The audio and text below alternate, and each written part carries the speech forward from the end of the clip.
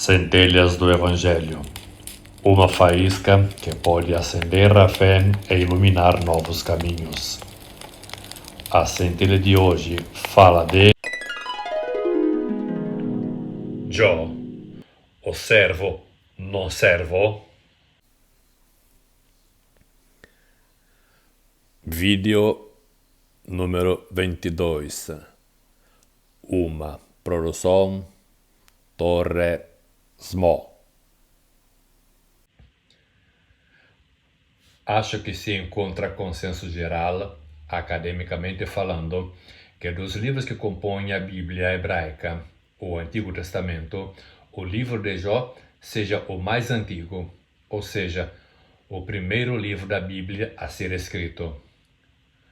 Não serve nesse vídeo dissertar sobre a data, o autor e a trama do livro de Jó, para não perder o raciocínio desse vídeo. Nos basta saber que tanto no mundo hebraico quanto no mundo cristão em geral, se aceita que Jó é um dos livros da Bíblia. Acho que se faz pouca atenção entre os cristãos, independentemente da vertente, mas em particular das religiões que fazem apelo ao título de cristianismo, mas se sentem as únicas religiões verdadeiras, como por exemplo a Torre, que é o primeiro livro que foi escrito e passou a fazer parte da Bíblia, ou seja, considerado inspirado, não conta a história dos hebreus, que a Bíblia irá chamar mais tarde de o povo eleito, o povo de Deus, mas foi o livro de Jó, que conta a história do homem Jó, que tem origem no Oriente Médio, possivelmente próximo à Arábia ou Mesopotâmia. Alguns estudiosos sugerem que a identificação geográfica de Uz, mencionada no livro de Jó, corresponde à região hoje conhecida como Jordânia, terra historicamente associada aos descendentes de Esaú, conhecido como Edomitas. Essa localização ressalta a diversidade e a amplitude das origens do povo de Deus, demonstrando que suas raízes se estendem para além do território específico de Israel. A prescindir da ubicação geográfica, Uz era em qualquer outro lugar, menos que no território de Israel. Agora, passo a sugerir alguns versículos do livro de Jó que servirão de base para essa reflexão. Havia um homem na terra de Uz, cujo nome era Jó. Era homem íntegro e reto, que temia a Deus e se desviava do mal. Jó, capítulo 1, verso 1. Jó tinha e cumpria os requisitos daquilo que hoje nós definimos como homem de Deus. Mas não era hebreu. Leiamos agora o versículo 8. Disse o Senhor a o Satanás, o acusador ou o ministério público: notaste, porventura, o meu servo Jó, que ninguém há na terra semelhante a ele, homem íntegro e reto, que teme a Deus e se desvia do mal? Indo para a conclusão do livro de Jó, o próprio Deus fala a Elifaz: porque não tendes falado de mim o que era reto, como o meu servo Jó. Novamente, Deus irá declarar pessoalmente nesse último versículo em análise que Jó é seu servo. Não se trata de crer ou não crer na Bíblia, ou se a narrativa é literal ou figurativa, parcial ou integral.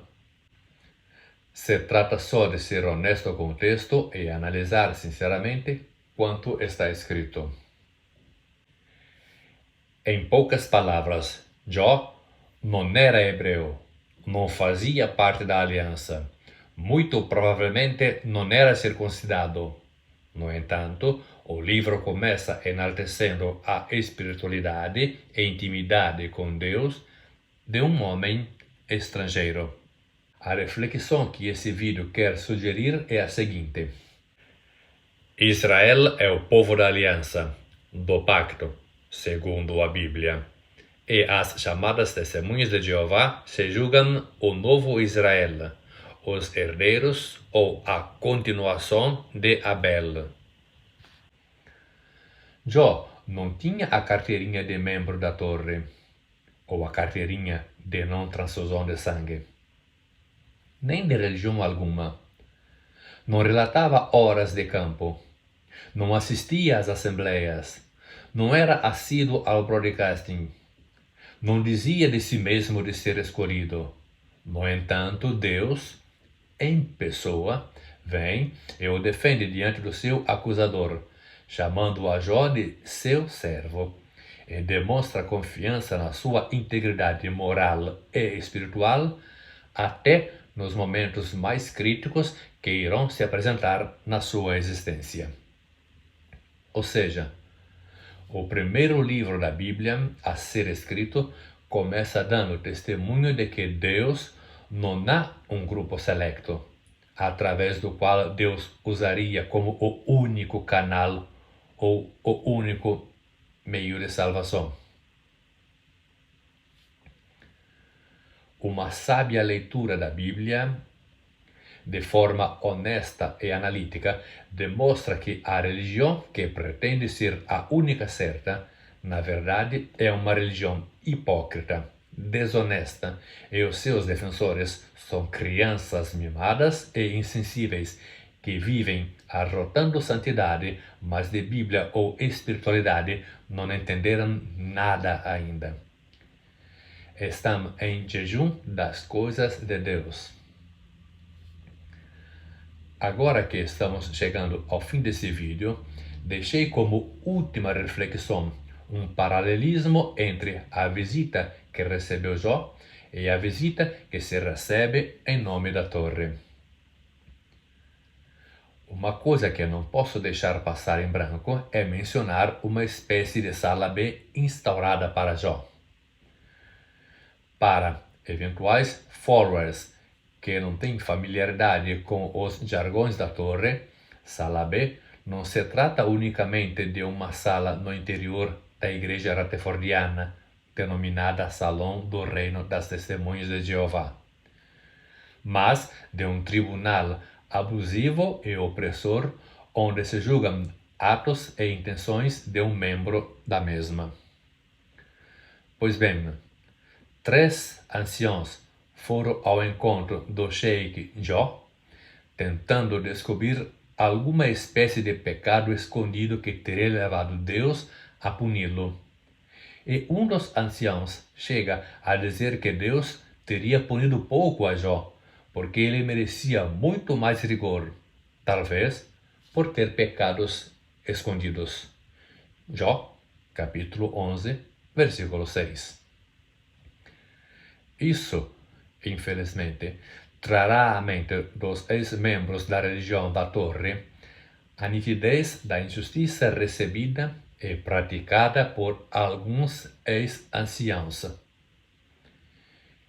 Isso, infelizmente, acontece ainda nos dias atuais, quando teólogos, pastores ou anciãos e homens da liderança ou da dianteira, como se define no ambiente da torre, tentam, sem preparação alguma, explicar o inexplicável, entender o que não entendem, julgando o que não sabem, tentando, às vezes com êxito, destruir o equilíbrio mental, sentimental e espiritual dos nossos Jós modernos, levando alguns a gestos extremos.